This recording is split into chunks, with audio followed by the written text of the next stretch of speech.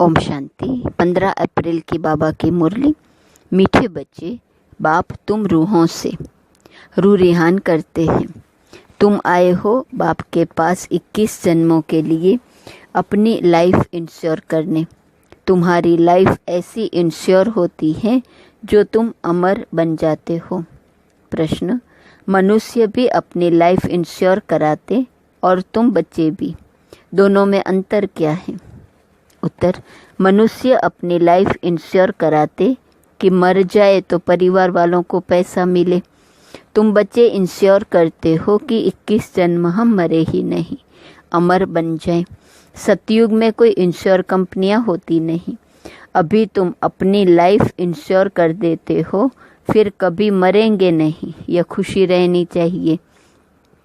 गीत, यह कौन आज आया सवेरे सवेरे। ओम शांति। रूहानी बाप बैठ रूहानी बच्चों से रूह रिहान करते हैं। तुम बच्चे जानते हो बाप हमको अभी 21 जन्म तो क्या 40-50 जन्मों लिए इंश्योर कर रहे हैं। वो लोग इंश्योर करते हैं कि मर जाए तो उनके परिवार को पैसा मिले। तुम इंश्योर करते हो 21 जन्मों के लिए मरे ही नहीं, अमर बनाते हैं ना। तो तुम अमर थे। मूल वतन भी अमर लोक है, वहाँ मरने जीने की बात नहीं रहती, वो है आत्माओं का निवास स्थान। अब ये रूह रिहान बाप अपने बच्चों से करते हैं और कोई से नहीं करते। जो रूह अपने को जानती है उनसे ही बात करते हैं, बाकी और कोई बाप की भाषा को समझेंगे नहीं। प्रदर्शनी में इतने आते हैं, तुम्हारी भाषा को समझते हैं क्या? कोई मुश्किल थोड़ा समझते हैं। तुमको भी समझाते समझाते कितने वर्ष हुए हैं, तो भी कितने थोड़े समझते हैं। है भी सेकंड में समझने की बात। हम आत्माएं जो पावन थी वही पतित बनी है, फिर हमको पावन बनना है। उसके लिए स्वीट फादर को याद करना है। उनसे स्वीट और कोई चीज़ होती नहीं। इस याद करने में ही माया के विघ्न पड़ते हैं।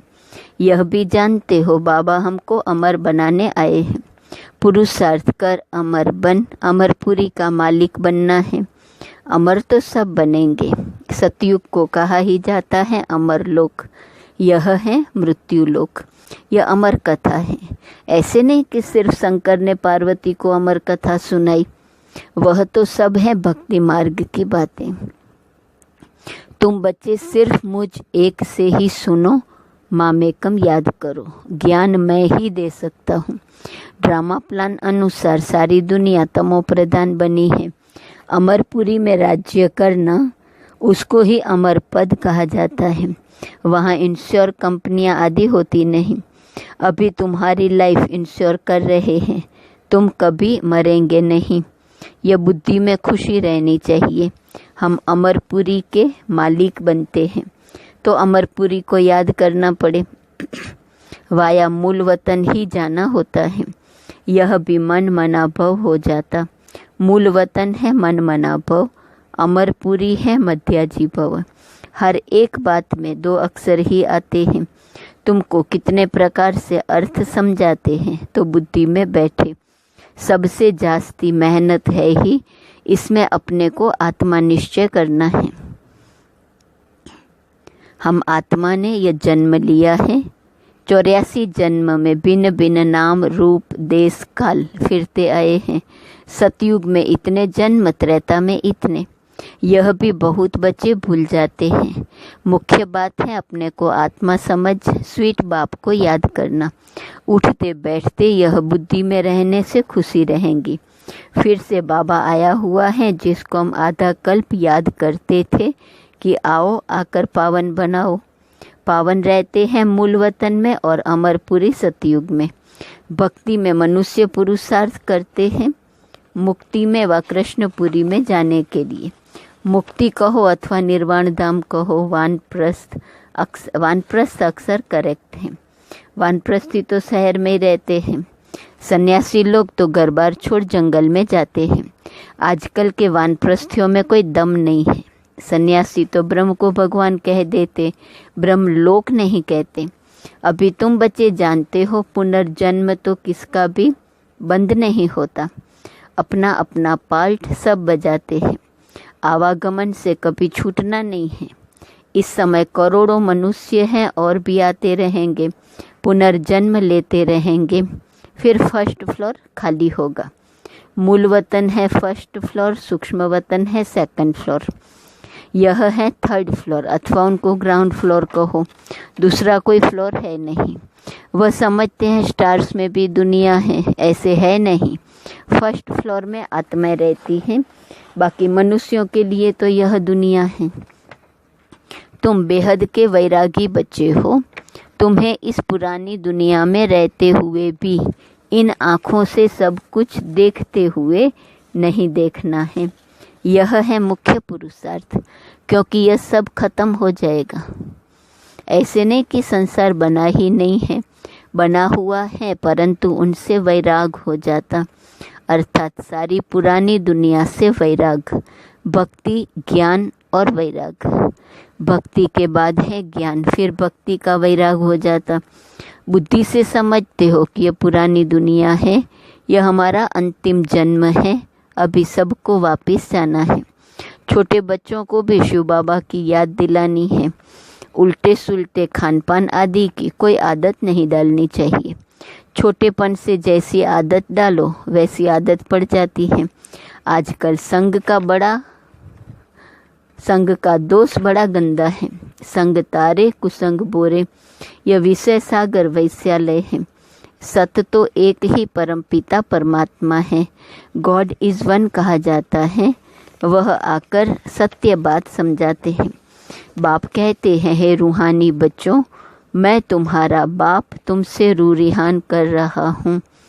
मुझे तुम बुलाते हो ना, वही ज्ञान का सागर पतित पावन है, नई सृष्टि का रचयिता है, पुरानी सृष्टि का विनाश कराते हैं। यह त्रिमूर्ति तो प्रसिद्ध है, ऊंचते ऊंच है शिव।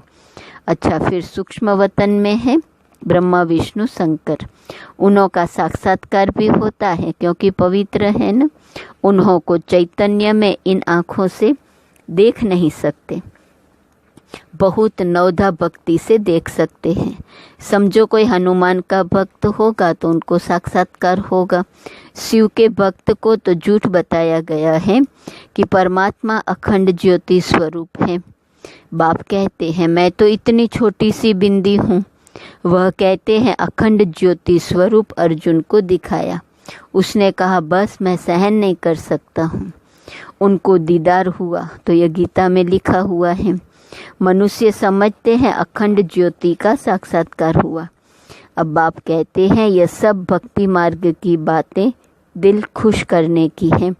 मैं तो कहता ही नहीं हूँ कि मैं अखंड ज्योति स्वरूप हूँ। जैसे बिंदी मिसल तुम्हारी आत्मा है, वैसे मैं हूँ। जैसे तुम ड्रामा के बंधन में हो, वैसे मैं भी ड्रामा के बंधन में बांधा हुआ हूँ। सब आत्माओं को अपना अपना पार्ट मिला हुआ है। पुनर्जन्म तो सबको लेना ही है, नंबरवार सबको आना ही है। पहले नंबर वाला फिर नीचे जाता है। कितनी बातें बाप समझाते हैं। यह समझाया है कि सृष्टि रूपी चक्र फिरता रहता है। जैसे दिन के बाद रात आती है, वैसे कलयुग के बाद सतयुग फिरता रहता, फिर संगम युग आता है। संगम युग पर ही बाप चेंज करते हैं। जो सतो प्रधान थे अब वही तमो प्रधान बने हैं, वही फिर सतो प्रधान बनेंगे। बुलाते भी हैं, हे पतित पावन आओ। तो अब बाप कहते हैं, मन मना भव। मैं आत्मा हूँ, मुझे बाप को याद करना है। ये यथार्थ रीति कोई मुश्किल समझते हैं। हम आत्माओं का बाप कितना मीठा है। आत्मा ही मीठी है ना। शरीर तो खत्म हो जाता है, फिर उनकी आत्मा को बुलाते हैं। प्यार तो आत्मा से होता है ना। संस्कार आत्मा में रहते हैं। आत्मा ही पढ़ती सुनती है, देह तो खत्म हो जाती है।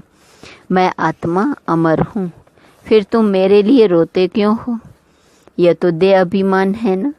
तुम्हारा देह में प्यार है, होना चाहिए आत्मा में प्यार। अविनाशी चीज में प्यार होना चाहिए। विनाशी चीज में प्यार होने से लड़ते झगड़ते हैं। सतयुग में है देही अभिमानी, इसलिए खुशी से एक शरीर छोड़ दूसरा लेते हैं। रोना पीटना कुछ भी नहीं होता। तुम बच्चों को आत्म अभिमानी अवस्था बनाने के लिए बहुत प्रैक्टिस करनी है। मैं आत्मा हूँ। अपने भाई को अर्थात आत्मा को बाप का संदेश सुनाता हूँ।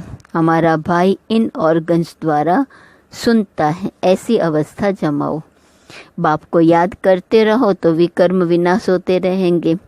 खुद को भी आत्मा समझो, उनको भी आत्मा समझो, तब पक्की आदत हो जाए। यह है गुप्त मेहनत। अंतर्मुख हो, इस अवस्था को पक्का करना है। जितना समय निकाल सको उतना इसमें लगाओ। 8 घंटा तो धंधा आदि भले करो, नींद भी करो, बाकी इसमें लगाओ। 8 घंटा तक पहुंचना है, तब तुमको खुशी बहुत रहेंगी। पतित पावन बाप कहते हैं मुझे याद करो तो तुम्हारे विकर्म विनाश हो। ज्ञान तुमको अभी ही संगम पर मिलता है। महिमा सारी इस संगम युग की है, जबकि बाप बैठ तुमको ज्ञान समझाते हैं। इसमें स्थूल कोई बात नहीं। यह जो तुम लिखते हो वह सब खत्म हो जाएगा। नोट भी इसलिए करते हैं तो पॉइंट्स नोट होने से याद रहेंगी। कोई की बुद्धि तीखी होती है तो बुद्धि में याद रहती है। नंबरवार तो है ना। मुख्य बात बाप को याद करना है और सृष्टि चक्र को याद करना है। कोई विकर्म नहीं करना है। गृहस्थ व्यवहार में भी रहना है। पवित्र जरूर बनना है। कोई गंदे ख्यालात वाले बच्चे समझते हैं हमको ये फलानी बहुत अच्छी लगती है, इनसे हम गंधर्वी विवाह कर ले। परंतु यह गंधर्वी विवाह तो तब कराते हैं जबकि मित्र संबंधी आदि बहुत तंग करते हैं, तो उनको बचाने के लिए। ऐसे थोड़ी सब कहेंगे हम गंधर्वी विवाह करेंगे, वह कभी रह नहीं सकेंगे। पहले दिन ही जाकर गटर में गिर पड़ेंगे। नाम रूप में दिल लग जाती है। यह तो बड़ी खराब बात है। गंधर्वी विवाह करना कोई मासी का घर नहीं है। 1-2 से दिल लगी तो कह देते गंधर्वी विवाह करें। इसमें संबंधियों को बड़ा खबरदार रहना चाहिए। समझना चाहिए यह बच्चे काम के नहीं। जिससे दिल लगी है उससे हटा देना चाहिए, नहीं तो बातें करते रहेंगे। इस सभा में बड़ी खबरदारी रखनी होती है। आगे चल बड़े कायदे सिर सभा लगेंगी। ऐसे ऐसे ख्यालात वाले को आने नहीं देंगे। जो बच्चे रूहानी सर्विस पर रहते हैं, जो योग में रहकर सर्विस करते हैं, वही सतयुगी राजधानी स्थापन करने में मददगार बनते हैं। सर्विसेबल बच्चों को बाप का डायरेक्शन है, आराम हराम है। जो बहुत सर्विस करते हैं वह जरूर राजा रानी बनेंगे। जो मेहनत करते हैं, आप समान बनाते हैं, उनमें ताकत भी रहती है। स्थापना तो ड्रामा अनुसार होनी ही है। अच्छी रीति सब पॉइंट्स धारण कर फिर सर्विस में लग जाना चाहिए। आराम भी हराम है। सर्विस ही सर्विस, तब ऊंच पद पाएंगे। बादल आए और रिफ्रेश होकर गए सर्विस पर। सर्विस तो तुम्हारी बहुत निकलेंगी। किस्म किस्म के चित्र निकलेंगे जो मनुष्य झट समझ जाए। ये चित्र आदि भी इम्प्रूव होते जाएंगे। इसमें भी जो हमारे ब्राह्मण कुल के होंगे वह अच्छी रीति समझेंगे। समझाने वाले भी अच्छे हैं तो कुछ समझेंगे। जो अच्छी रीति धारणा करते हैं, बाप को याद करते हैं, उनके चेहरे से ही मालूम पड़ जाता है बाबा हम तो आपसे पूरा वर्षा लेंगे, तो उनके अंदर खुशी के ढोल बजते रहेंगे।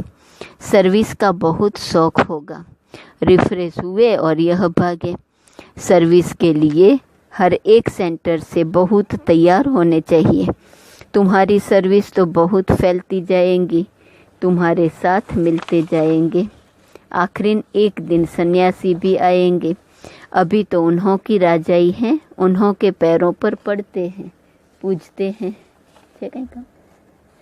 बाप कहते हैं यह भूत पूजा है, मेरे तो पैर है नहीं, इसलिए पूजने भी नहीं देंगे। मैंने तो ये तन लोन लिया है, इसलिए इनको भाग्यशाली रथ कहा जाता है। इस समय तुम बच्चे बहुत सौभाग्यशाली हो, क्योंकि तुम यहाँ ईश्वरीय संतान हो। गायन भी है, आत्माएं परमात्मा अलग रहे बहुकाल। तो जो बहुत काल से अलग रहे हैं वही आते हैं, उनको ही आकर पढ़ाता हूँ। श्री कृष्ण का यह अंतिम जन्म है, इसलिए नाम भी इस एक का श्याम सुंदर पड़ा है। शिव का तो किसी को पता नहीं है कि क्या चीज़ है, यह बात बाप ही आकर समझाते हैं। मैं हूँ परम आत्मा, परम धाम में रहने वाला हूँ, तुम भी वहाँ के रहने वाले हो। मैं सुप्रीम पतित पावन हूँ, तुम अभी ईश्वरीय बुद्धि वाले बने हो। ईश्वर की बुद्धि में जो ज्ञान है वह तुमको सुना रहे हैं। सतयुग में भक्ति की बात नहीं होती, यह ज्ञान तुमको अभी मिल रहा है। अच्छा, मीठे मीठे सिकिलदे बच्चों प्रति माता पिता बाप दादा का याद, प्यार और गुड मॉर्निंग। रूहानी बाप की रूहानी बच्चों को नमस्ते, रूहानी बच्चों की रूहानी बाप को नमस्ते नमस्ते नमस्ते। धारणा के लिए मुख्य सार। पहली पॉइंट, अंतर्मुखी होकर अपनी अवस्था को जमाना है, अभ्यास करना है। मैं आत्मा हूँ, अपने भाई को बाप का संदेश देता हूँ। ऐसा आत्म अभिमानी बनने की गुप्त मेहनत करनी है। दूसरी पॉइंट, रूहानी सर्विस का शौक रखना है, आप समान बनाने की मेहनत करनी है। संग का दोष बड़ा गंदा है, उससे अपने आप को संभालना है। उल्टे खान पान की आदत नहीं डालनी है। वरदान, विश्व कल्याण के कार्य में सदा बिजी रहने वाले विश्व के आधार मूर्त भव। विश्व कल्याणकारी बच्चे स्वप्न में भी फ्री नहीं रह सकते। जो दिन रात सेवा में बिजी रहते हैं उन्हें स्वप्न में भी कई नई नई बातें, सेवा के प्लान व तरीके दिखाई देते हैं। वे सेवा में बिजी होने के कारण अपने पुरुषार्थ के व्यर्थ से और औरों के भी व्यर्थ से बचे रहते हैं। उनके सामने बेहद विश्व की आत्माएं सदा इमर्ज रहती हैं, उन्हें जरा भी अलबेलापन आ नहीं सकता। ऐसे सेवाधारी बच्चों को आधार मूर्त बनने का वरदान प्राप्त हो जाता है। स्लोगन, संगम युग का एक एक सेकंड वर्षों के समान है, इसलिए अलबेलेपन में समय नहीं गंवाओ। आज का स्वमान है, मैं सर्व शक्ति संपन्न हूँ। अव्यक्त इशारे की पॉइंट 15 अप्रैल, जिसके साथ स्वयं सर्वशक्तिवान बाप कंबाइंड है, सर्व शक्तियाँ उनके स्वतः साथ होंगी। जहाँ सर्व शक्तियाँ हैं वहाँ सफलता न हो, यह असंभव है। कोई अच्छा साथी लौकिक में भी मिल जाता है तो उसको छोड़ नहीं सकते। ये तो अविनाशी साथी है, कभी धोखा देने वाला साथी नहीं है, सदा ही साथ निभाने वाला साथी है। तो सदा साथ साथ रहो। ओम शांति।